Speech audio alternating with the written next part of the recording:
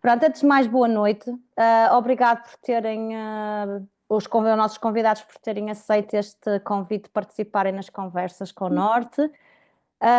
E ao público, não é, que está desse lado, que aceitou o desafio de estar aqui às 9 da noite, não é, a ouvir aqui dois temas muito interessantes. Antes de mais, eu gostaria de referir que esta sessão será gravada. Os microfones dos participantes devem estar desligados, está bem? Se depois a parte das perguntas será sempre feita no bate-papo e no chat e levantar sempre a mão virtualmente, não é? Quando chegar o momento do debate. Quero só um próximo evento que nós vamos ter para daqui uma parceria com a BAD Centro. É as quintas jornadas open source. Deixo aqui o QR Code que vocês podem facilmente, depois a partir daqui, seguirem e verem, descobrirem o nosso programa, e convido todos a inscreverem-se. E nesta conversa vamos ter, no projeto da primeira pessoa, teremos o Museu de Lode ZX Spectrum, acho que é assim que se diz, com João Diogo Ramos, e no tema a debate vamos ter o Hélder Silva, do município de Albergaria, com a moderação de Luísa Falcão, da Universidade de Aveiro. Esta será a primeira conversa com o Norte de 2025. Contaremos voltar em junho, está bem, para uma segunda conversa. Neste momento, vou passar a palavra ao meu colega Vítor, aqui das conversas, da delegação, que será o nosso anfitrião durante esta sessão. Obrigada a todos. Muito boa noite a todos. Como a Filipa já referiu, passam dois, vamos ter no projeto da primeira pessoa, vamos ter o João Diogo Ramos, que nos vai apresentar o projeto sobre o Museu Lode ZX Spectrum, localizado em Catanhede. Depois, numa segunda parte, o foco vai versar sobre as boas práticas em open source com o Hélder Silva, do município de Albergaria, que vai partilhar connosco o trabalho que tem desenvolvido nesta área. E esta segunda parte será moderada pela Luísa Falcão, da Universidade de Aveiro, que fará as honras da casa. Aos três gostaria, em nome da delegação da BAD Norte, apresentar o nosso agradecimento por terem aceito o desafio de estarem connosco aqui hoje e sem mais demoras, passo então a palavra ao João Diogo Ramos para partilhar connosco, nestes 20 minutos, um pouco daquilo que é o Museu Lode ZX Spectrum. Por favor, João, tens a palavra. Obrigado. Olá, muito boa noite. Boa noite a todos. É um prazer estar aqui convosco a falar de algo que gosto muito e, portanto, tentando naturalmente respeitar os 20 minutos de emoção, segundo que eu perdi aqui o ecrã. Já aqui está. Agora, assim, pronto. Acho que conseguem ver, certo? A apresentação? Está. Não estão a ver a apresentação? Não, estamos a ver o teu desktop. Sim. Então isto partiu a coisa errada, enganei-me. Peço desculpa. Faz mal, faz mal. Estou a ver que tenho de chamar um informático. É melhor. Agora já está, não já? Sim, sim. Muito bem, então lá, sem mais demoras. Meu nome é João Diogo Ramos, tenho neste momento 46 anos, sou de profissão engenheiro informático, tenho estado sempre ligado a startups, ligado ao grupo da Critical Software, muitos anos, apesar de agora já estar muito menos relacionado com isso, e neste momento este projeto, costumo dizer que é o projeto da minha vida, e vou-vos falar um bocadinho então sobre este museu. Vou tentar basicamente responder a duas perguntas.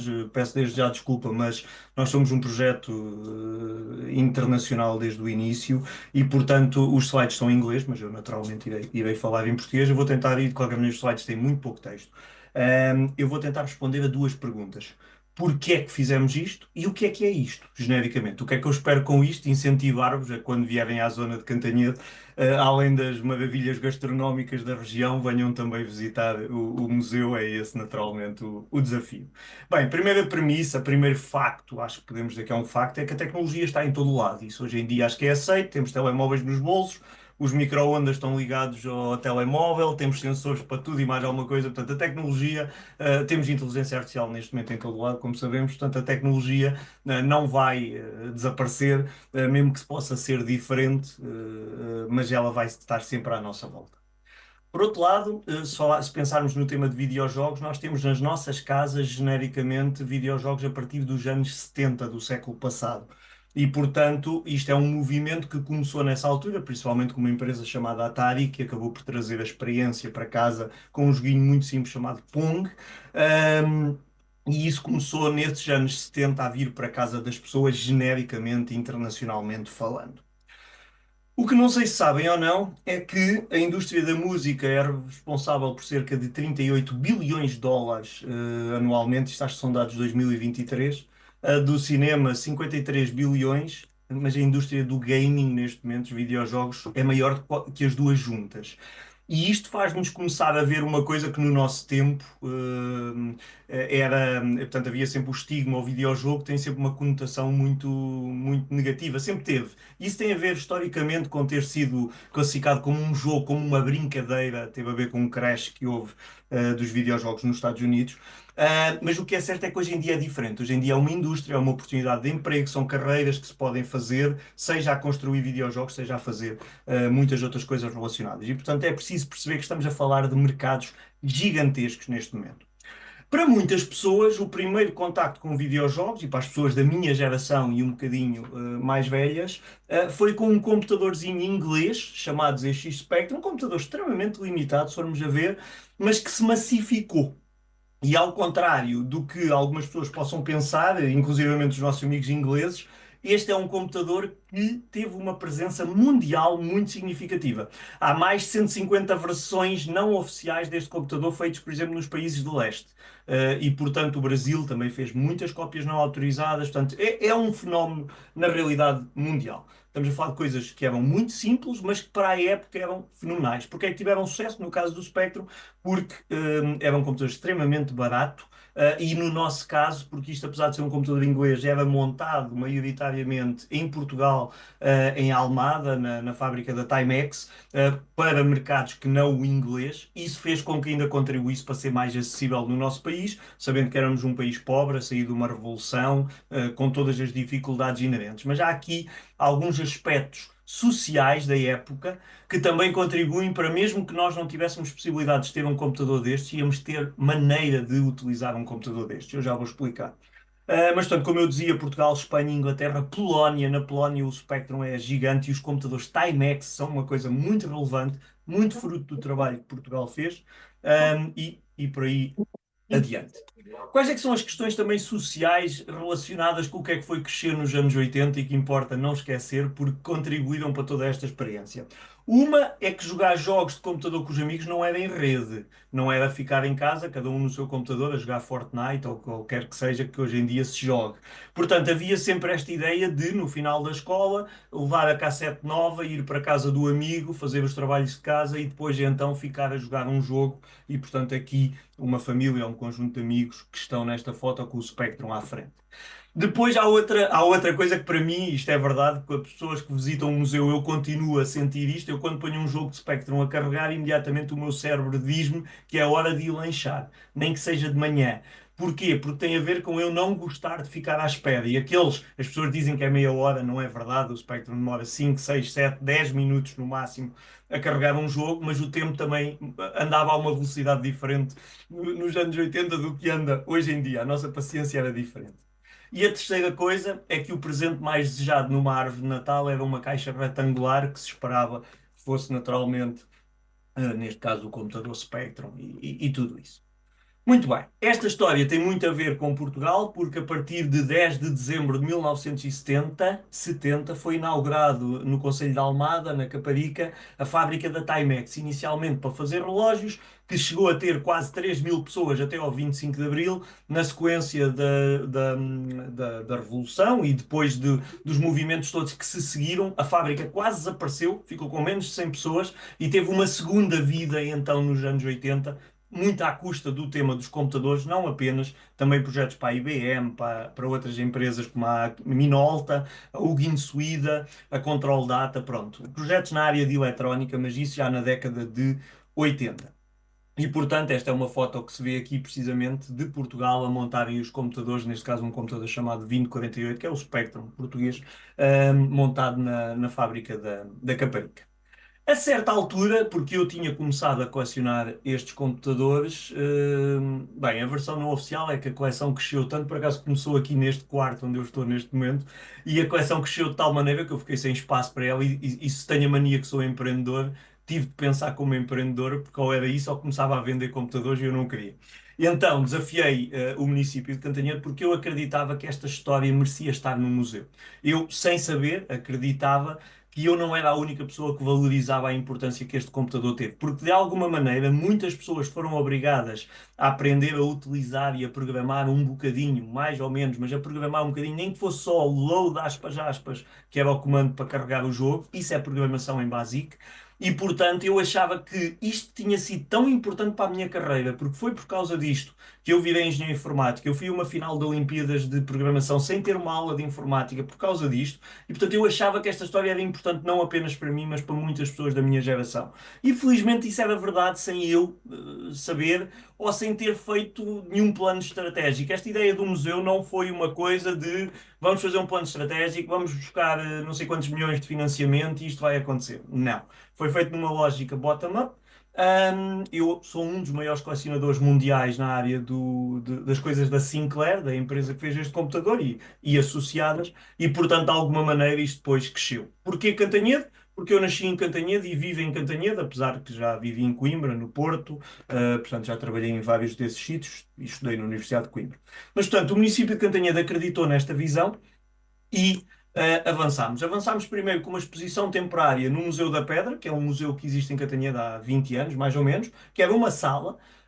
E no primeiro dia que tentámos fazer alguma coisa, metemos cerca de 300 pessoas em Cantanhede, e há um caso que eu nunca me vou esquecer, de um advogado do Porto que ouviu na TSF a dizer que estávamos a fazer a inauguração do museu, foi à casa da mãe, pegou no computador, numa antiga caixa de sapatos, a dizer computador novo, com o papel da garantia e tudo, chegou a Cantanhede e entregou-me, a dizer, olha, eu acho que fica bem entregue aí. E isto começou-me a mostrar que o projeto era contagiante.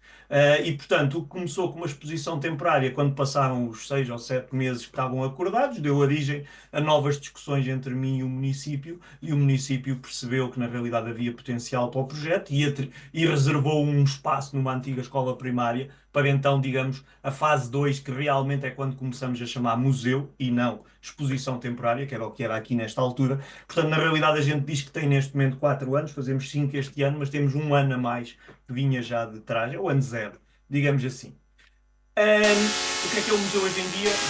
Apesar do barulho, a música é só ilustrativa, mas vou convidar a ver um vídeo muito rápido que mostra as várias coisas que o museu tem. Calculadoras, televisões de bolso, computadores, claro, impressoras,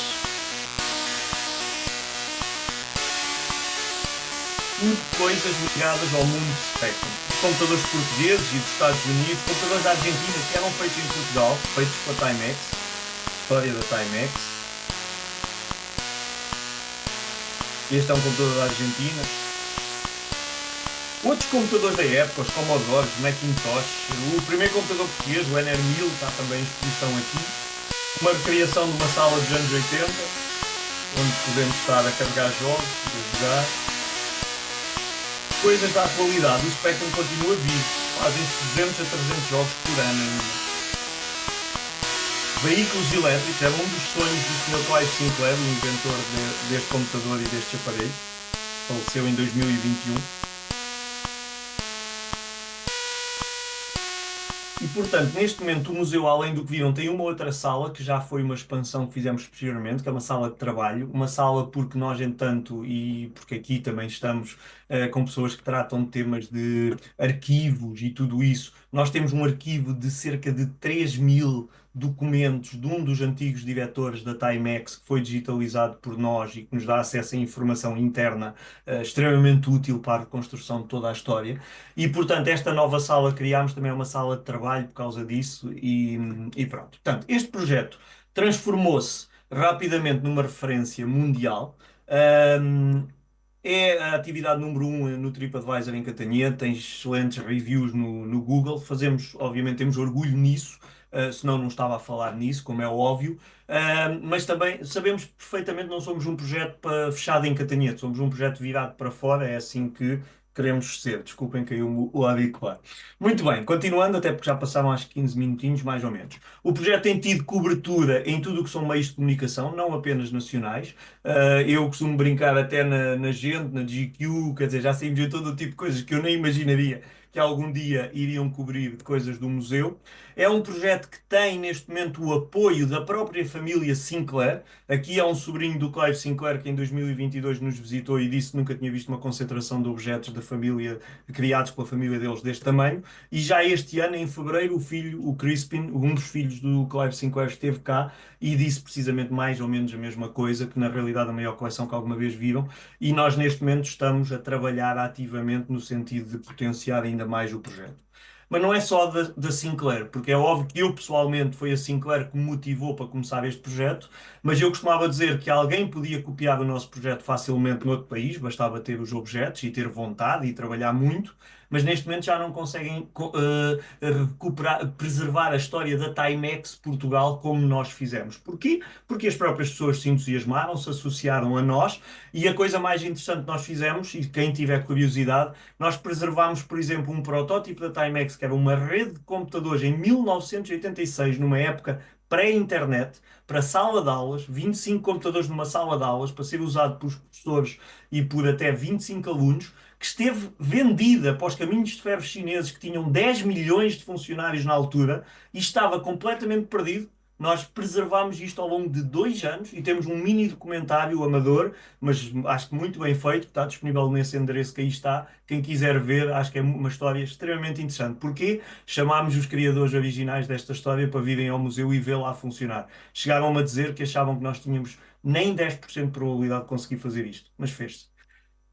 O museu tem várias métricas, eu vou falar só de um ou dois aspectos. Temos um livro publicado, que é, eu diria que é a enciclopédia sobre a produção de software em Portugal na época do Spectrum, que é um livro chamado Os Programadores Portugueses, que está esgotado neste momento. Temos feito vários eventos, vamos fora de portas, pronto. Isto agora são principalmente imagens, só dar aqui duas ou três ideias. Um projeto recente que fizemos com a Hemeroteca, com as bibliotecas de Lisboa, temos um quiosque que permite o acesso ao espólio documental dos suplementos de jornais da época, da Capital, do JN, do DN, que cobriam os temas de videojogos, e nós, fruto desta parceria, fizemos este quiosque, fomos nós que fizemos, e portanto as pessoas podem utilizar isto para consultar a informação dentro do museu, que nós não temos autorização para disponibilizar na internet, mas sim para, por exemplo, fazer trabalhos de investigação no museu. Está aqui um exemplo de uma pessoa no dia que o lançámos a brincar com isto. Saímos fora de portas, costumamos ir, por exemplo, ao Lisboa Games Week, que é o maior evento da área, onde fazemos coisas tão malucas como ter um braço robótico industrial controlado por um simples computador ZX Spectrum. Isto é um projeto de um voluntário nosso e é um exemplo que eu trouxe aqui. Organizamos os Oscars do ZX Spectrum, o GOTY Game of the Year. Este ano fizemos pela primeira vez, é a terceira vez que fazemos presencialmente. Pela primeira vez mudámos o evento para a língua inglesa. Tivemos a apresentação do evento com a Cristiana Reis, que é uma jornalista da SIC, com trabalho feito na área dos videojogos. Portanto, é um evento que tentamos puxar a passadeira vermelha, o glamour. Portanto, como eu estava a dizer há bocado, fazem-se 200 a 300 jogos para Spectrum ainda. Ainda há computadores da família Spectrum a serem lançados. Isto é surreal. Isto, se alguém me dissesse, eu não acreditaria, mas o que é certo é que tem acontecido e percebe-se facilmente. A geração das pessoas da minha idade está neste momento, ou que eram crianças na altura, nos anos 80, está neste momento na fase em que se interessa, que tem dinheiro para gastar. Daqui a 30 anos já só museus é que vão querer saber disto. Eu tenho plena noção que há aqui uma janela temporal diferente. Para finalizar, penso que é a última parte, coisas que eu nem pensaria que iriam acontecer. Há um documentário italiano feito sobre o nosso museu, com um episódio de para aí 1 hora ou perto, sobre o nosso museu, mas eu destacaria mais outras coisas. Nós fizemos e estreou, acho que a 25 de janeiro deste ano, um documentário chamado Timex, Uma Revolução por Contar, feito pela Galgo Filmes, que é uma empresa profissional desta área, para a RTP, feita em parceria connosco. E está entregue também uma minissérie de 4 episódios sobre o Spectrum, que a qualquer momento, eu espero que a RTP, isso não depende de nós, transmita, mas isso vamos ver quando é que acontece. Mais surpreendente ainda, participámos num documentário feito pelos 40 anos do ZX Spectrum, que teve a estreia apenas no maior cinema de Inglaterra, em Londres, em Waterloo, o BFI IMAX, e onde tive a oportunidade de estar com toda a gente de alguma maneira. Teve alguma coisa a ver com a história do ZX Spectrum. Dito isto, e este slide, ao contrário dos outros, está em português, isto é um extrato do nosso, é um excerto do nosso plano estratégico, que foi lançado em outubro do ano passado, que basicamente identifica para onde é que nós queremos ir. Temos 3 áreas: consolidação do museu, ligação à parte da educação, ligação ao gaming também, e portanto isto é um bocadinho um sumário das áreas que estamos a atacar, dos desafios que temos, e obviamente dava para estar a falar mais 20 minutos só sobre isto, eu não vou fazê-lo. O documento está disponível para consulta, é só procurar nas nossas redes sociais e depois deixar o e-mail e recebem o documento. Penso que excedi só em 2 ou 3 minutos, as minhas desculpas, mas portanto era isto que eu tinha preparado e estou depois disponível para as curiosidades Não, que quiser. não, obrigado, João. Foi mesmo na MUS. Eu se calhar deixava questões para o João para uma última parte, depois de ouvirmos o Hélder.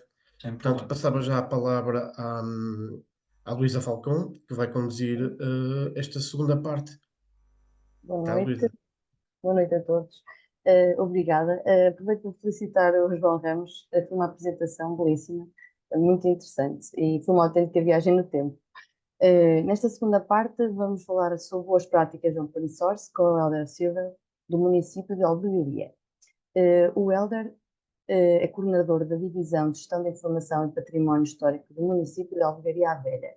É licenciado em Documentação e Arquivística pela Universidade de Aveiro. Participou em projetos de difusão do património arquivístico do município através do software open source. Também participou em projetos de modernização administrativa, implementação de RGPD, segurança de ciberespaço e promoção de transparência municipal. De seguida, até a palavra ao Hélder, e no final poderão fazer as perguntas que quiserem. Hélder, tens a palavra. Obrigado pelo convite, à Abada, e obrigado a todos que estão ainda, os resistentes, para ouvir a segunda parte. Mas eu acho que vão ficar porque, por causa da primeira apresentação, foi brilhante e, e adorei. Então, pronto, começando. Apresentaram-me, agora cabe-me a mim apresentar a Albergaria à Velha. A Albergaria é um concelho com 25 mil habitantes, está posicionado no centro de Portugal com as 4 principais vias rodoviárias. Tem 6 freguesias e um arquivo municipal, que é este que vocês estão aqui a ver. O que é que nós fazemos no arquivo? Essencialmente o que todos os arquivos fazem, não é? Recolher, preservar a memória e divulgar. E é a parte da divulgação que vamos fazer a apresentação neste PowerPoint. Muito bem, pediram para falar do open source e nós vamos falar do open source e das suas vantagens. Uma das maneiras de ver as vantagens do open source é precisamente ver as desvantagens do software proprietário, nomeadamente a questão restritiva. Por exemplo, se não podemos partilhar e adaptar código, temos que criar sistemas de raiz para cada instituição. Isto pode ser um impedimento a determinada competitividade. Por exemplo, na administração pública vemos software na parte da gestão documental, por exemplo, que é só 2 ou 3 empresas que estão ali a competir e, claro, só os proprietários, os desenvolvedores do software é que podem corrigir as falhas de segurança. E ali eu coloquei até uma questão que por vezes é colocada, que é se o dinheiro é público, porque é que o software não pode ser público. Então, as vantagens é realmente não ter custos de licenciamento, o software poder ser desenvolvido e reutilizado para melhoria contínua, promove a criação de várias comunidades pela partilha através do partilha de conhecimento e tem certa garantia de sustentabilidade e de sobrevivência, graças às 4 liberdades. Eu aqui, quando falo de open source, estou a falar mais no sentido do software livre, ou seja, não é só ter o código aberto, é ter esta liberdade. Quais? A liberdade de executarmos o programa como bem entendermos, de estudar o programa, e para isso precisamos de acesso ao código, a liberdade de redistribuir as cópias, de modo a que se possa ajudar os outros, a liberdade de distribuir as cópias das nossas próprias versões modificadas. Eu vou falar aqui do AGPL3, que são condições especiais. Porquê? Porque o nosso software usa esta licença do AGPL3, que essencialmente garante que tudo o que é a distribuição do software deriva obrigatoriamente de usar a mesma licença, ou seja, isto vai garantir também que o próprio Atom não vai ser a pagar, ao contrário dos boatos que costumavam rondar por aí, e também este Network Use Distribution, que garante às pessoas que têm software, que têm acesso à rede, de ter o direito de aceder ao código-fonte correspondente. Ou seja, nós, quando usamos o Atom e modificamos o software, devemos partilhar e publicar o código que foi modificado. Aqui é a família da Artifactory, ao fim e ao cabo, os programas que eles têm disponíveis, o Archivemática, que é o software de preservação digital. Nós vemos ali, pelo desenho, como é que o software está pensado, ou seja, temos o modelo AIS e todos os menus vão bater em cada etapa da preservação digital. Temos também o Enduro, que é um software que não é muito falado, mas que já existe desde 2020, para dar apoio nas atividades de ingestão do Archivemática. E a própria Artifactory disse que, a Artifactory, que é a desenvolvedora destes softwares, disse que espera que este Enduro possa evoluir para um substituto do Archivemática e até ir mais além disso. E o Atom, pronto, o Atom, que é isto que vamos focar-nos, porque é o que a Albergaria usa. Então, o que é o Atom? O Atom é essencialmente um software de gestão de arquivos definitivos. É um software que é baseado na web, isto vamos ver qual é a importância disto daqui a um bocadinho. É open source, ou seja, tem o código aberto, é baseado em normas, multilingue e multi-repositório, como eles dizem. E lá está, desenvolvido com o licenciamento do AGPL3. Quem é que usa o Atom? É a pergunta inicial que vocês podem fazer. E eu posso dizer assim: todo mundo, todos os continentes. Temos a Unesco, temos universidades, temos museus, dioceses, arquivos locais, regionais. Só numa contabilização de há um ano ou dois de sites publicados e conhecidos, não tivemos a ver um a um, não é? Numa lista, temos 53 sites brasileiros e em Portugal, na altura, agora devemos ter mais, eram 18, na altura, há 2 anos atrás, eram 18 sites conhecidos.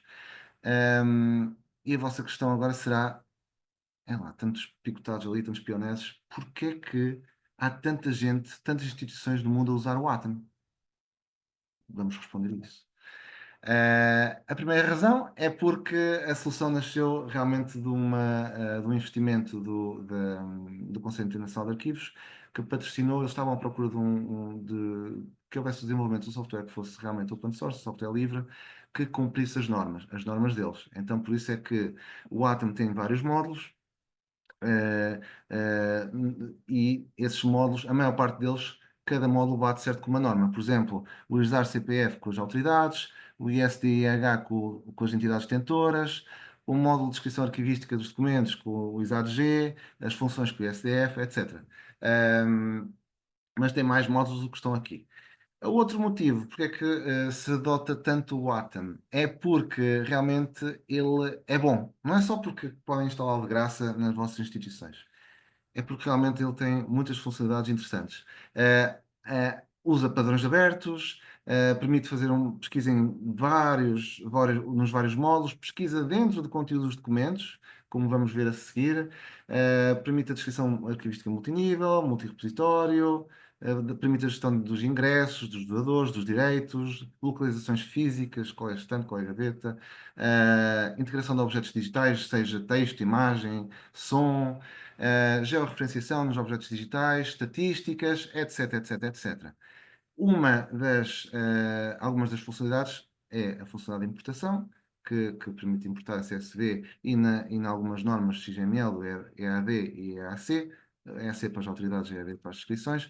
Isto permite importar de programa para programa, seja do Atom para o Giza. Aliás, ainda esta semana tivemos a fazer uma importação do Giza para o Atom. Pronto. E claro, depois depende da qualidade como as coisas são exportadas, mas os registros entraram todos. E tem também as funções de exportação. E isto é importante porque um dos tópicos que nos convenceu a entrar no Atom era que, quando entramos no software, não queríamos ficar reféns. Reféns porquê? Porque muitas empresas de software utilizam aquele sistema do vendor lock-in, que é o aprisionamento tecnológico. Nós tivemos um software que estávamos a colocar registros lá dentro e chegou a um ponto que não conseguíamos tirá-los de lá. Ou seja, estavam lá presos, não havia maneira de exportar, pelo menos facilmente, sem acesso, não nos davam. E isso, claro, é uma maneira de nos tentar reter nessa aplicação. No Atom não.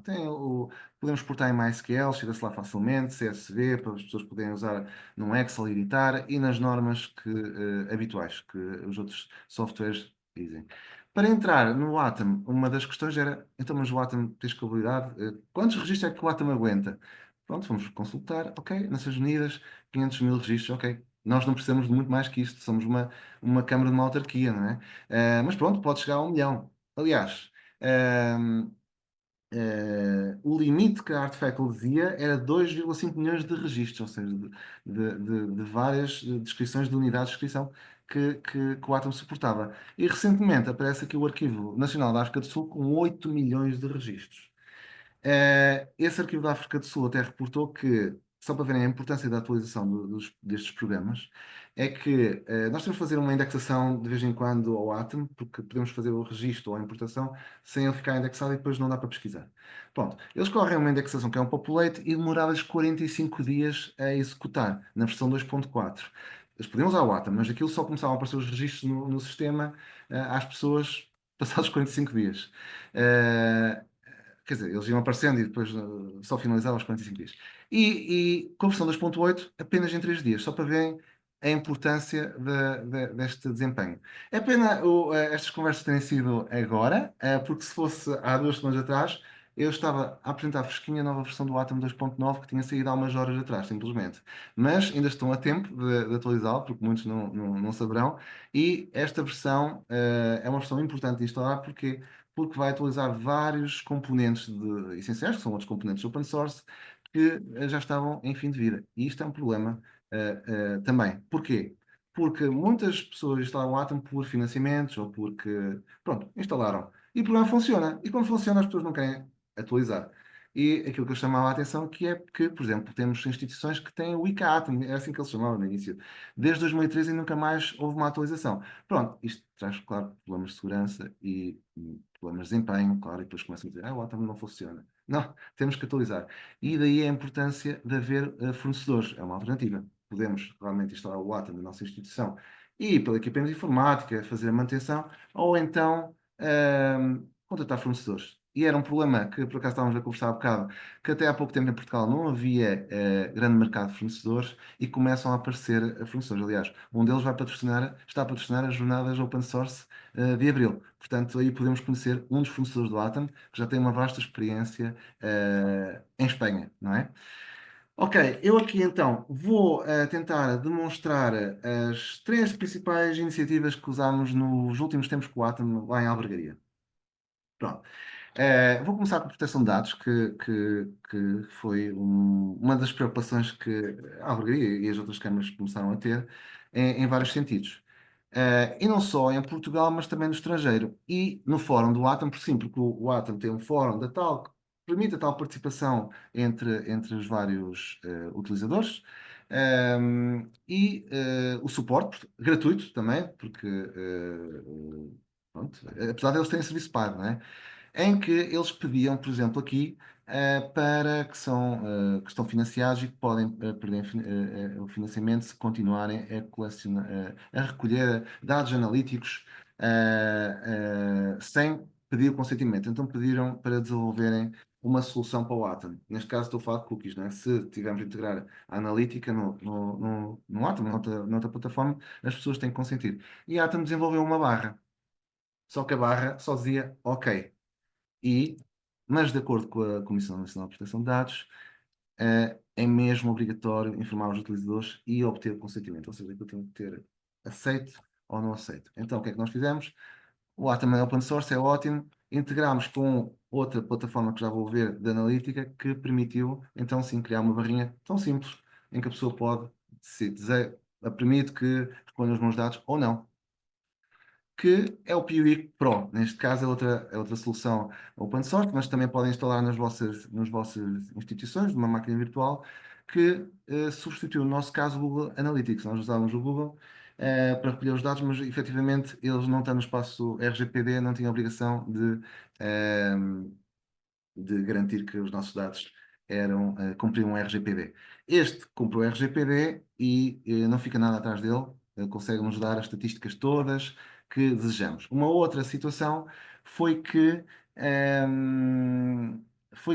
relacionado com o RGPD também, que alguém dizia assim, temos mais preocupações com o RGPD, que entretanto apareceram. Isto era uma universidade de Bruxelas, e às vezes nós lemos o fora que ficamos assim, é verdade, nós também podemos ter este problema. Uma Universidade de Bruxelas tem os seus recursos no Atom e tinha também as autoridades associadas aos recursos. E que no Atom nós podemos ocultar os registros de inscrições, ou os campos, mas nas autoridades não. Então eles estavam a perguntar aqui, há algum método de ocultar porque nós na universidade não nos vão deixar colocar as datas de nascimento e de morte nem os dados biográficos das pessoas. Estavam a falar de pessoas recentes, não é? A resposta da Artifact foi: não, infelizmente não dá. Só que a resposta devia ter sido: sim, o Atom é open source, façam um favor, podem alterar o código. E pronto, foi o que nós fizemos lá à Albergaria. Então, porquê? Porque temos vários processos, alguns são recentes, e estão associados a autoridades para vários benefícios de pesquisa, até de assuntos. Imagina um processo de obras, está associado a um requerente, e o requerente tem as vistorias, tem as obras todas associadas, e nós, pronto, é uma forma de relacionar a documentação. Mas ele não precisa estar cá o requerente. Então, pronto, mudámos o código. Agora já não recordo se foi pela data de morte, se foi pela data de nascimento, mas pode ser pelo critério que pretenderem. E aqui só temos pessoas do início do século XX e finais do século XIX que estão com os dados biográficos dele, digamos assim. Ok, agora um título bastante mais sério. Como sabem, pronto, vamos entrar aqui na questão dos direitos do cidadão. Como sabem, a albergaria foi afetada pelos incêndios, foi um dos concelhos mais afetados, e com isso várias pessoas perderam, algumas perderam casas e viram o seu património perdido. E aqui o arquivo teve um papel fundamental, primeiro, a preservação dos seus direitos, ou seja, o comprovativo das licenças de obras particulares. Porquê? Porque o Estado subsidiava essas pessoas desde que tivessem a situação das suas casas legalizadas. Nós imediatamente digitalizámos mais 300 processos para enviar, porque aquilo tinha um prazo bastante curto, e colocámos no Atom. O Atom ajudou em que sentido? Simplesmente porque já tínhamos vários processos lá colocados e a CCDR, ou a entidade que estava a emitir, portanto, as ajudas, que emitiu o aviso, confirmava, conseguia consultar os processos e verificar através dos nossos registros que estavam feitos no upload do Atom. E aqui o Atom realmente teve um papel muito importante. Sendo conversas com o Norte, trouxe-vos aqui um futuro aviso também, em que o Atom nos pode ajudar, que vai abrir agora em abril. E essencialmente o que é que ele vai fazer? É só para o Norte, infelizmente não dá para nós para a albergaria. Em um aviso, visa apoiar operações que promovam preservação, digitalização e disponibilização pública de acervos com relevância documental integrados em arquivos e bibliotecas da região Norte só.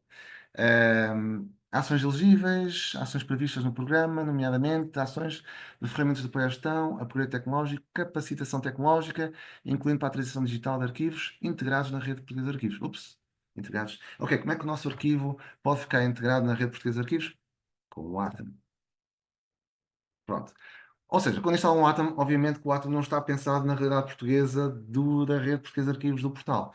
Mas, mais uma vez, é open source e nós já disponibilizamos código, está disponível online, que podem adaptar para o vosso Atom e ficar, portanto, o Dublin Core, que é a única coisa que não estava adaptada, para apresentar as datas como deve ser, como eles querem, assuntos, âmbito de conteúdo, título, etc, etc, etc. E finalmente temos também outra iniciativa que é muito interessante. Peço desculpa interromper. Tens 5 minutos. Tenho 3 minutos, não é?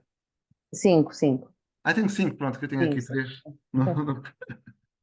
Ótimo, ótimo. Então, ainda tenho mais tempo do que eu pensava. Então, neste caso, se calhar vou-vos partilhar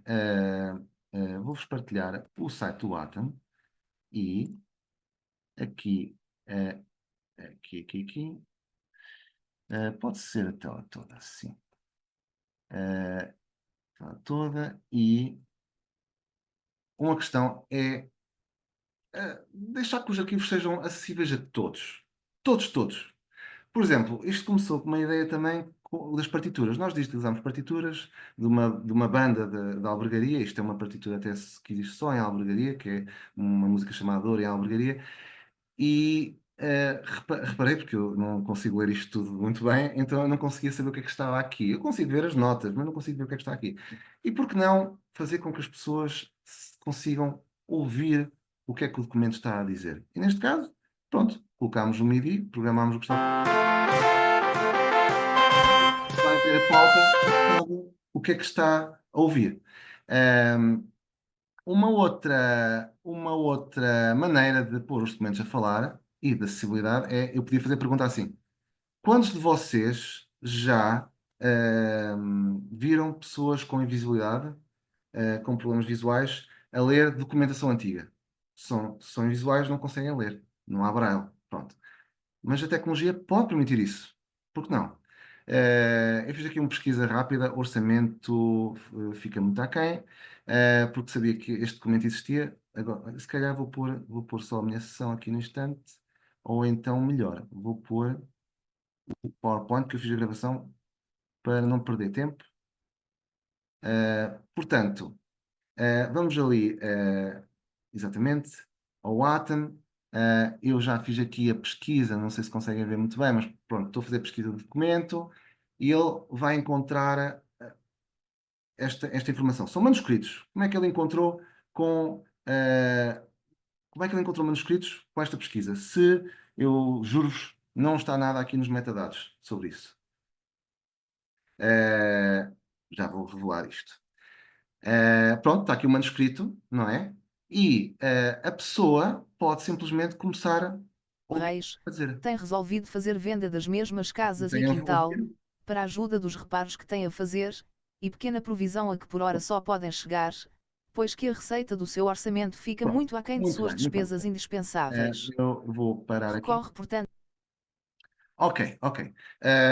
Como é que isto acontece? Ele está a ler porque há um OCR por trás. Pronto. E como é que há um OCR por trás? Eu podia dizer assim, não, usámos open source transcribos e aquilo foi tudo inteligência artificial ou foi magia. Não. Já tínhamos realmente as transcrições e foi aproveitar. Transcrição vai para trás do PDF e do PDF, além de permitir a pesquisa dele encontrar, permitimos também, pensarmos também nas pessoas que pudessem começar a ouvir. E isto não levou dinheiro nenhum, vocês podem fazer na vossa câmara, no vosso arquivo, que simplesmente, até podem fazer de forma automática, mas eu vou só falar de forma manual. Temos um PDF, abrimos com o LibreOffice, também não se paga nada, colhem o texto, não precisa estar bonitinho, e conseguem, ponham no Atom, e só precisam de um browser pronto, eu tirei um plugin, pode ser outro plugin de ouvir voz, e pronto, e conseguem ali uns resultados de acessibilidade para permitir que mais pessoas consigam ver as datas. Neste caso, as datas da Câmara, que vamos ter agora os primeiros 6 livros, queremos divulgá-los. Elas não estão online no Dia Internacional de Arquivos. Tencionamos disponibilizá-los todos online para as pessoas não só conseguirem encontrar o que querem, mas também ouvirem. Pronto, é esta a apresentação que eu tinha para vos dar e agradecer. Obrigado. Muito obrigada, Helder. Gostei muito da tua apresentação, também sou fã como sabes. Achei excelente a ideia de colocar o som nas partituras e o sintetizador de voz para os invisuais. Gostei muito. Vocês estão muito à frente, mesmo. Pronto, agora abriria espaço para o debate. Não sei se alguém tem alguma questão no chat. Pelo menos já vi ali uma mão do Sérgio. Isso não estou a ver, peço desculpa. Sérgio Sérgio M. de Simões. Simões. Sérgio, pode ativar o seu micro e perguntar. Boa noite. Eu chamo-me Sérgio Simões, trabalho na reitoria da Universidade de Lisboa, no núcleo de arquivo. Desenvolvi também a minha dissertação de mestrado sobre esta temática de open source, e gostaria de referir que as aplicações proprietárias que neste momento estão no mercado têm custos de implementação muito elevados, e gostaria de incentivar todos os colegas que aproveitem esta ferramenta, o Atom, porque permite, além de parametrizar de acordo com as normas do Conselho Internacional de Arquivos, poupar às autarquias e, sobretudo, às instituições públicas verbas que fazem falta para outras atividades na área da gestão documental. É só esse o meu contributo. Obrigado. Obrigada. Mais alguém tem alguma questão? Eu tenho uma questão para o Helder. Vocês já estão muito à frente. Não, Assim, não. para quem quer começar este processo a escolha de uma plataforma de tratamento arquivístico open source, que dicas é que damos? Ok, ok. Eu também queria fazer um comentário do comentário anterior, que é verdade, Ok. nós conseguimos poupar alguns valores que podemos realocar, por exemplo, na aquisição de digitalizadores ou de outros materiais que se calhar não conseguimos ter se não tivéssemos esta poupança. Ou seja, quando nos comprometemos com o Atom também foi nesse sentido assim, mesmo que saltemos para outro software mais tarde, porque ele não nos prende, não é? Pelo menos já conseguimos esta poupança em simultâneo a dar serviço aos municípios, ao público todo em geral, portanto, sem prejudicar ninguém. O que é que eu recomendava? Duas situações. Primeiro, ver a instituição se tem condições de fazer a manutenção interna ou não tendo, procurar os fornecedores, a ver que fornecedores é que existem no mercado. O Atom não exige muitos recursos. Nós vimos ali, eu saltei ali um bocadinho alguns, não é? Portanto, não será por aí, mas é preciso realmente. Eu conheço câmaras que têm informáticos só dedicados à biblioteca ou ao arquivo. Ou seja, agora uma câmara pequenina pode ser um bocadinho mais complicado, mas também é possível. Portanto, aliás, a câmara aqui ao lado, Oliver das Meias, é onde eu estou agora até a viver, também tem o Atom e eles têm conseguido estes anos todos, portanto, operar. Temos várias câmaras aqui no Distrito de Aveiro. Mas pronto, um dos cuidados que eu tenho, que é para mim sempre o grande problema se a estrutura interna da Câmara, se optarem por serem vocês a fazer a manutenção, ver se há equipa para isso. Se não, procurar os fornecedores. Pronto, é só essa situação. Obrigada. Posso intervir? Sim, faz favor, Sérgio. Havia essa mão levantada. Faz favor. Em relação ao know-how dentro da organização, em termos de informática, eu posso dizer que a nossa instituição, a Reitoria da Universidade de Lisboa, instalou um software proprietário. E como estou a utilizá-lo, e embora a minha dissertação seja sobre software livre, não consegui influenciar nesse sentido as FIAs para a implementação do Atom. mas posso assegurar-vos, estamos sem qualquer apoio da empresa proprietária, portanto, do fornecedor proprietário. E é o próprio serviço de informática da Reitoria da Universidade de Lisboa que está a fazer o apoio à manutenção da aplicação. Nós temos uma versão que já é desatualizada, e estamos com algumas dificuldades, por vezes, em manter o serviço disponível, porque, por vezes, há necessidade de atualização e não temos apoio da empresa em termos de manutenção. Portanto, a questão do software proprietário tem muito que se lhe diga. Portanto, há necessidade também de pôr nos pratos da balança e decidir de acordo com o que é melhor para a instituição. Porque se decidirmos por software proprietário, corremos o risco de não chegar a acordo com o fornecedor e não haver manutenção desse software proprietário. É a minha intervenção também neste sentido. Obrigado. Helder. Luísa, será que eu posso... Eu tenho duas perguntas, Sim, com será que certeza. posso fazer? Com certeza. Obrigada. Com certeza. Olá. Tenho aqui uma pergunta para o João Diogo, que é, são duas perguntas até para o João. Primeiro é o que é que prevê, não é? O crescimento agora do museu, qual é o objetivo daqui para a frente e o que é que prevê, não é? A nível de plano de atividades ou de expansão, isso é uma pergunta.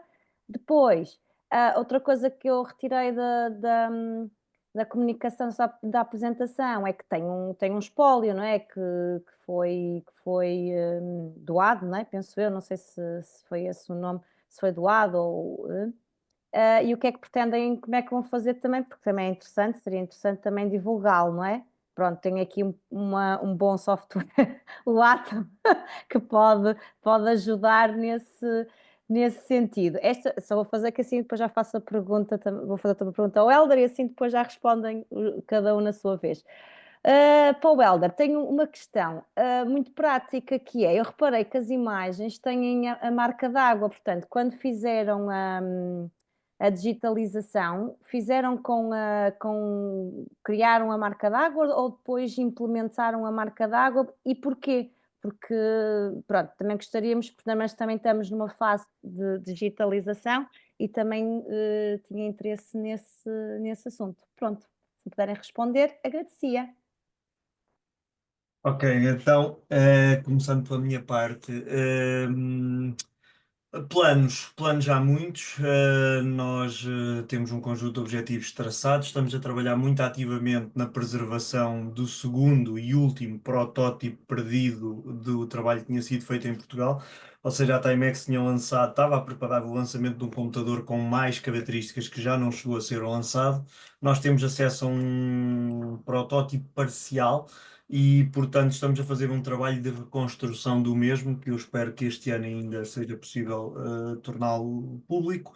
Vamos ver se é possível ou não, se não for este ano, há de ser para o ano, porque felizmente temos conseguido envolver pessoas extremamente qualificadas nas suas vidas profissionais e que depois se envolvem no museu e tornam estes, digamos, sonhos realidade. Claro que à volta disto, e tentando responder à questão, aqui eu mostrei o slide do nosso plano estratégico, que elege as áreas estratégicas. Queremos nos aproximar mais da parte educativa e da indústria de videojogos. Aliás, nós ganhámos, eu não disse na apresentação, nós ganhámos no ano passado o prémio de comunidade da indústria de videojogos portuguesa, o que é engraçado, porque nós somos um outsider, nós não somos um membro ativo, nós não estamos a produzir videojogos. No entanto, reconheceram o impacto que podemos ter e, portanto, nesse aspecto nós queremos estar muito mais próximo nessa área. E depois, também não é inocente quando nós dizemos que uma das áreas que queremos atacar é a parte do gaming genericamente falado, dos videojogos. Porquê? porque naturalmente um projeto deste, isto não é feito para um conjunto de pessoas saudosistas que já gostam do Spectrum. Isto tem de ser feito para chegar a toda a gente na população, principalmente aos adolescentes e às crianças, porque isto só tem interesse se servir para a gente projetar o futuro e perceber de onde é que vem, mas projetar o futuro. Portanto, nós podemos, isto pode ter nascido por muita paixão de um conjunto de pessoas, e minha concretamente, mas é um projeto que é encarado da forma mais séria que possa haver a nível empresarial, porque sabemos bem que a sobrevivência dele depende disso. E há aqui desafios de sobrevivência muito complicados, porque um museu só serve para uma coisa, que é gastar dinheiro. Não, um museu tem acesso gratuito, temos visitas guiadas pagas, é a única coisa, mas basicamente, se nós não conseguirmos reunir apoios para tudo isto, o projeto pelo menos não cresce à velocidade que tem crescido. E ele, para mim, pessoalmente, só faz sentido se ele crescer. Eu já agora, para deixar claro, eu trabalho no museu, mas não sou pago pelo museu. Portanto, a questão é, isto não vai ser possível para sempre. E, portanto, eu tenho dedicado os meus últimos 10 anos da minha vida mais ao museu do que, se calhar, à minha atividade profissional, e isso tem um limite. Havia um outro aspecto. A Filipa falou na questão do espólio. Acho que é importante clarificar isso. O espólio eu já não sei dizer a percentagem, ao início faziam-me essa pergunta e eu sabia dizer. Quando o museu começou, o espólio era 99% meu pessoalmente. O que é que eu fiz? Foi criada uma associação sem fins lucrativos, cultural, cujo objetivo é colocar este espólio que foi cedido numa lógica de comodato ao serviço da população. Portanto, o espólio está cedido à associação, enquanto a associação, obviamente, tiver o intuito de o disponibilizar à sociedade. Não é inocente que eu sou presidente da direção da associação também. Pronto, portanto, foi a maneira com que depois fizemos a parceria com o município de Cantanhede, de modo a tornar este espólio ao dispor. Agora, o espólio é muito maior do que apenas o que está exposto.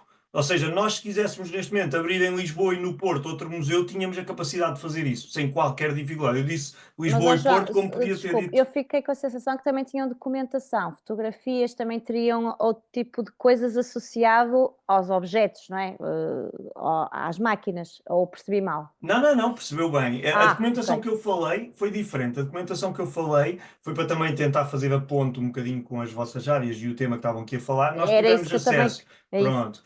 Nós, quando faleceu uma determinada pessoa muito importante na Timex, e não é a única, portanto, vários dos ex-colaboradores na Timex, uns vivos, outros já não, de alguma forma vêm-nos parar o espólio documental numa ótica de ser preservado, que é para isso nós cá estamos, ser preservado, ser estudado e ser utilizado, porque nós fazemos isto tudo para quê? Nós fazemos isto tudo para contar a história, para agradecer, obviamente, mas para contar a história, para educar a sociedade sobre tudo isto que aconteceu. Muitas pessoas não sabiam que o Spectrum tinha sido muito produzido em Portugal também. E, portanto, toda esta documentação permite-nos melhorar muito a história, validá-la, ter factos, porque a memória das pessoas, passado 40 anos, prega muitas rasteiras, é mais que normal. Agora, eu não quero entrar na discussão do software livre, mas até porque sou da área de engenharia de software, sempre tive muito envolvido uma política agnóstica, ou seja, de usar o que é melhor em cada situação. Eu acho que há situações para utilizar software livre, há outras que nem é obrigatório. Nós temos uma política muito pragmática no museu. O que nós fizemos foi, com o uso X6, com o uso OCR, ou seja, muito focado sempre nas mais-valias que o Helder falou, metadados na documentação, tudo. Nós, por exemplo, nós temos os telexes todos foram trocados dentro da Timex, que se eu quiser procurar pelos documentos que foram enviados a uma determinada pessoa, eu consigo localizar isso. Tudo feito in-house, sem recurso a nenhuma aplicação XPTO. Porquê? Porque essa é muito a nossa história. Nós somos um projeto que vive muito. Isto é gerido o museu como uma startup. Até eu acho que vai ser museu e não está a dar arquivo da Timex. Por exemplo. E por que não? Eu, por exemplo, eu tive contactos com o Gerardo, da ESOP, da Associação de Software Livre. Sim. Eu acho que é ASOP. Pronto. Portanto, nós tivemos vários contactos. Nós não estamos, atenção, nós não estamos de portas fechadas a nada. Agora, tudo leva esforço. Porque o Helder descreve aqui uma realidade, eu imagino o que é a equipa de informática deles. Podem ser 2 ou 3 pessoas, mas são 2 ou 3 pessoas com competências muito particulares. E essa é a grande dificuldade de montar estas coisas. Nós olhamos para o Museu de Nova Iorque, o MoMA, o Museu de Arte de Nova Iorque, e achamos, nós queremos fazer igual, mas depois eu vou a ver e eles têm 70 colaboradores só no departamento de informática. Nós temos 2 ou 3 voluntários em part-time. Então depois às vezes esquecemos que sonhar é fácil, fazer é muito difícil. Portanto, isto para dizer o quê? Estamos completamente receptivos. Sim, temos uma componente documental cada vez maior e acho que vai continuar a crescer, que temos de a preservar. Aliás, uma palavra que a gente usa muito é responsabilidade. Nós temos a responsabilidade da sociedade que confia em nós para continuar a preservar esta história. Quanto aos pólios, o pólio é maioritariamente privado, mas tem também incorporações de coisas que foram doadas, e será gerido sempre numa ótica que ele tem de estar ao serviço da sociedade. Boa. E olha, e assim, João, nós a VAD, temos a VAD Centro, que pode sempre dar algum apoio, algumas ideias, e aqui o Hélder também é da zona de centro, portanto ele está Sim, a disponível albergaria não é longe. para aceitar. E agora, Hélder, é a tua pergunta, porque é que sim. a questão das marcas de água, Marca se faz favor. Ok, a decisão foi política. Para quê? A preocupação foi, sobretudo, garantir os créditos, ou seja, em caso de reutilização, e realmente reutilizam, muitas vezes nas redes sociais, da albergaria, vão passando, e isto é uma forma de dar o direito até das outras pessoas saberem de onde é que vêm e publicitar e conseguirem depois Mas procurar na se mesma. pedirem uma digitalização boa, não é? Sem isso, vocês fornecem para um trabalho ou Pronto, é não? assim, a Câmara temos que obedecer ao regulamento de taxas e licenças da autarquia. Claro. E pronto, fornecemos com a qualidade que precisarem, com a resolução que entenderem. Pronto. Ok. Dentro dos direitos de autor, pronto, Sim, claro. dessas situações todas. Sim, esta marca de água em concreto, por acaso, não foi feita pelo Atom, mas o Atom gera marcas de água automaticamente. Gera de maneira diferente. Preenche com marcas de água de uma ponta à outra, várias marcazinhas. Aqui foi mesmo uma decisão de cima a dizer assim, não, quero desta forma. Pronto, e nós, quando criamos PDF, já tivemos com a marca de água e só pomos no Atom. Temos Mas- uns comentários, umas questões no chat. Eu começo por a Silvia Rosa, que disse que na autarquia tentou, mas não teve abertura por parte dos informáticos. Suponho que está a referir-se ao Atom. A pergunta ou o comentário, creio que é para ti, Helder. Sim, pronto, por isso é que eu falei, quando não é possível dentro de casa, da mesma forma que, pronto, imaginemos que é o átomo que o arquivista entende, não é? Seguir. Da mesma forma que pode haver aquisição de software proprietário, também pode ser adquirido suporte de software livre. E por isso é que eu estava a falar das novas empresas que estão a entrar no mercado, e pronto, pode ser uma alternativa. Os informáticos podem não ter que já estão ocupados com muita coisa, não é? Mas com certeza não se importam se for adquirir serviços de manutenção e suporte externo, pronto, e pode ser uma alternativa ao uso do Atom, completamente legítima e recomendo. Obrigada, Helder. Temos também aqui um comentário. Não, temos primeiro uma colega da Câmara, ou um colega, não sei, da Câmara Municipal de Tavira que deseja intervir. Pode falar. Olá, muito boa noite. Estão-me a ouvir? Boa noite, sim. Faz Viva. favor.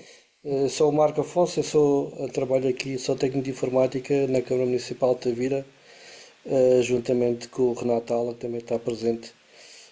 Queria só dar um feedback rápido.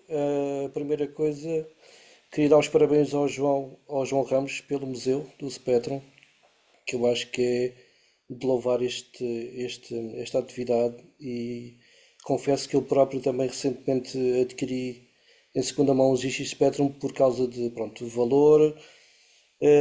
São máquinas antigas que devemos preservar e pronto, queria dar os parabéns mais uma vez e continua com muita força para o museu. Em segundo lugar, queria também dar um pequeno feedback que nós estamos a usar também o Atom aqui na Câmara de Tavira. Pronto, o serviço está bastante contente com a plataforma. especialmente pelos formatos que disponibiliza e interoperabilidade com outras aplicações. Só tenho uma pequena reclamação que tem a ver com as versões das dependências. Por exemplo, se nós queremos manter os sistemas atualizados, isto é só a título de exemplo, não é nada muito grave, mas pronto, é só um heads up. Nós, se tivermos a última versão, por exemplo, do Ubuntu, ele vem com o Elasticsearch de versão 8 e essa versão do Atom ele vem com o Elasticsearch de 6. Portanto, nós temos que fazer o downgrade Ainda não fizemos por causa disso. Ainda não atualizamos por causa disso. Temos que fazer o downgrade dessa biblioteca, dessa dependência que é para poder instalar. Mas de resto estamos muito contentes e pronto. Muita força aí também para os colegas que já usam essas ferramentas. Era só isso. Obrigado. Posso fazer um comentário muito rápido, Luísa? Sim, sim, com certeza. Eu agradeci quando o Marco estava a falar, mas dizer um ponto que se calhar também muitas pessoas não sabem. O Algarve tem uma história muito forte de ligação ao Spectrum. Aliás, eu costumo brincar a dizer que se não fosse em Catanhede, que no Algarve fazia sentido fazer um museu destes, também pela presença, obviamente, dos ingleses todos que sabemos. Mas o primeiro jogo português feito e comercializado internacionalmente com algum sucesso é um jogo chamado Alien Evolution, feito por uns moços de Portimão, e portanto o Algarve sempre foi um local com muito dinamismo ligado aos temas do Spectrum. Era só a curiosidade que eu queria partilhar. Obrigada, João. Mais um comentário da Ana Paula Delgado, que diz que já tinha ouvido falar do Atom nas pós-graduações, mas acha que são poucas as instituições que estão a utilizar o Atom. Helder, o que tens a dizer? A nível mundial, se fizermos no mundo, é o software de arquivo mais usado, não é? Em Portugal, sim, não é o mais usado, verdade. E as dificuldades eu penso que poderá estarem relacionadas com os fornecedores também, ou a falta de fornecedor. Portanto, que agora penso que finalmente poderá eventualmente começar a surgir.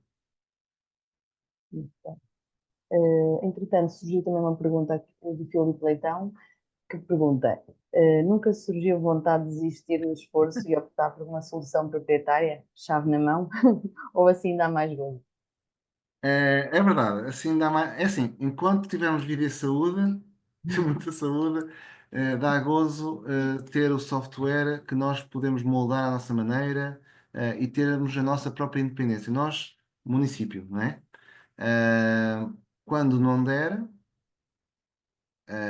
tem que se ver uma solução. Mas uma coisa é certa: o trabalho que se fez até agora não se vai perder e vai continuar, de uma maneira ou outra. O que interessa, o nosso serviço é dar um serviço público. Portanto, para já, é verdade, é difícil, porque às vezes tem que se trabalhar durante o fim de semana, porque durante a semana não há tempo para fazer estas atualizações. Ou, por exemplo, agora uma coisa tão simples como um certificado que vai caducar, já se tem que instalar. Amanhã não há tempo para isto, tem que ser depois da manhã, pronto, e se calhar vai ser no sábado. Pronto, há essas situações. Quando é cá dentro, lá está, quando é feito com o pessoal aqui da casa. Mas vale a pena, face ao que já sofremos no passado, vale muito a pena e dá muito mais gozo, isso é verdade. Eu também tinha assim uma questão só para o João, se eu puder participar. Sim, com Pronto. certeza. Pronto, uma das coisas espetaculares do Spectrum, eu não sou bem do tempo Spectrum porque os meus pais não compraram, mas os meus vizinhos já eram, e conheço pessoas que programaram, digamos, portes não oficiais de jogos de arcadas no Da Spectrum. tua zona estás a falar do City Connection. Exatamente, do Ricardo Claro. Pinho, neste caso, Claro, exatamente. conheço bem, sim, também está ligado ao jogo Pronto, consoles, pronto. sim. Portanto, e a minha mulher, por acaso, teve um Spectrum e estava sempre a falar Sinclair, essa coisa, Timex, aliás. Agora, estava-me a lembrar de uma coisa, que é a preocupação que eu tenho com outras consolas também que vêm a seguir, que é o seguinte, a preservação das CRTs, ou seja, a experiência nostálgica que nós tivemos, que eu não tive, mas que tive com outras consolas, no passado, a visualização também conta. E a visualização nos novos LCDs não tem nada a ver, não representa nada daquilo do que seria, na profundidade de cores, não há também essa preocupação de preservar CRTs que não estão a ser fabricadas mais, não é? E vão desaparecer. Ahm, primeiro, é engraçado o caso que falaste porque é uma história surpreendente. O City Connection era um jogo muito interessante. Estamos a falar de um conjunto de miúdos, o Manuel Lemos, o Godinho e o Ricardo Pinho, que basicamente foram para o salão de jogos, estudaram um jogo à exaustão e reconstruíram. Não conseguiram lançar porque obviamente não tinham autorização para o fazer, mas vamos ver o que é que o futuro traz, porque isso é a melhor história é se calhar o melhor jogo português que foi feito e em condições incríveis. E esse jogo foi preservado em direto num vídeo que fizemos no museu. Conseguiu-se preservar através da ajuda de uma malta do Porto, ligado ao JN. E portanto, isso é uma história surpreendente, essa história só por si. Em relação ao que estavas a dizer, eu concordo contigo. Ou seja, eu tenho atrás de mim aqui uma máquina de jogos que tem um CRT, um arcade ali atrás que fui eu que instalei. Por acaso veio de Aveiro, de um senhor que vendia material na zona de Aveiro. E portanto, o que eu quero dizer é, apesar de ser muito mais cómodo hoje em dia pegar num LCD, num LED, no que quer que seja, e ligar, por muito tu possas meter eletrónica que simula o que se chama as scanlines, que é as linhazinhas horizontais e mais não sei o quê, não é a mesma coisa.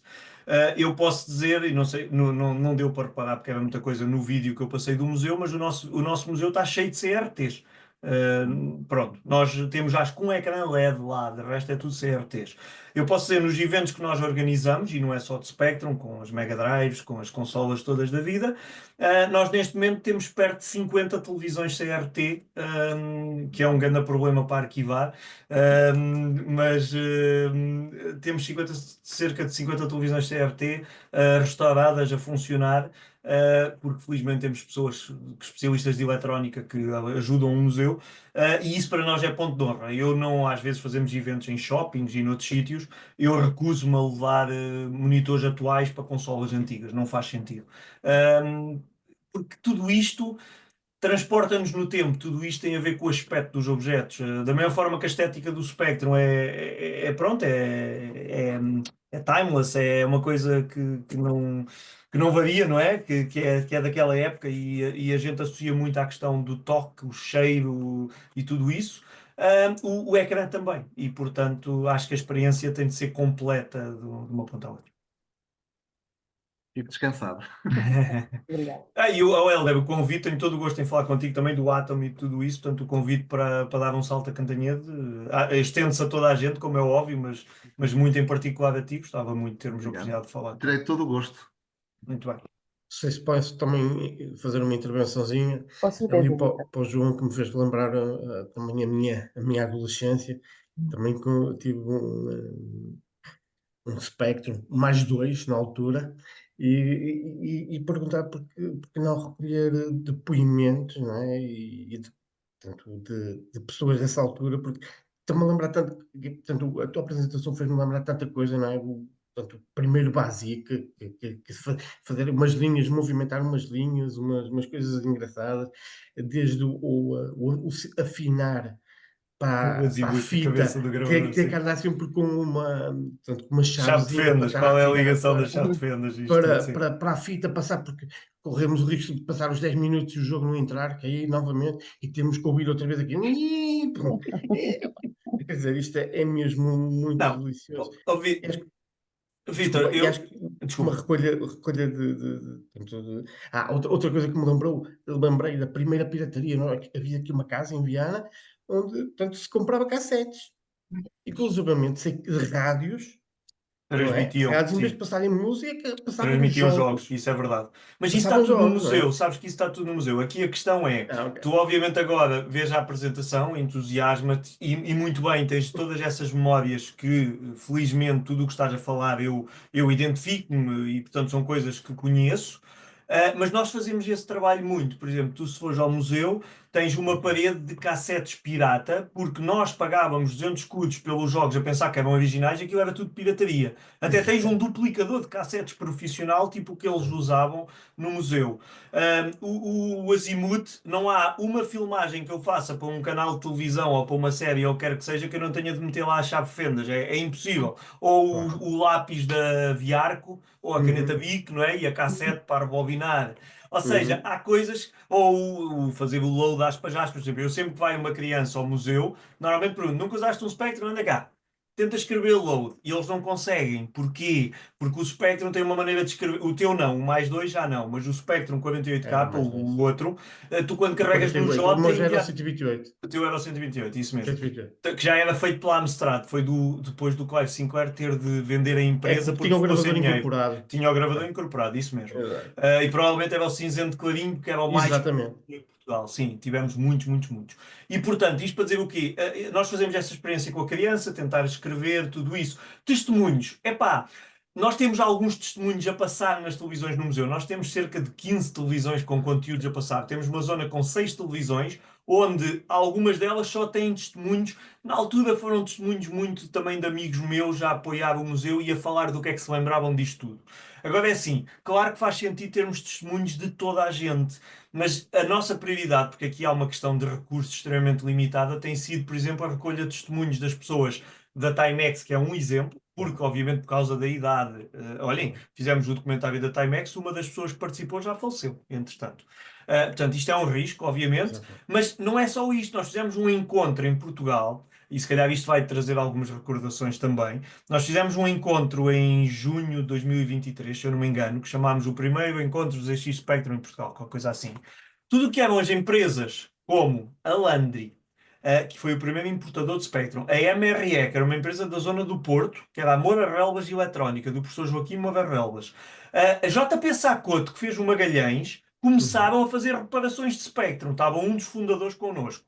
A SGO, Santos Guimarães Oliveira, a empresa responsável por trazer para Portugal a Grundig, que teve uma fábrica em Braga, era o maior vendedor de equipamentos Sinclair até ao Mondego, em Portugal.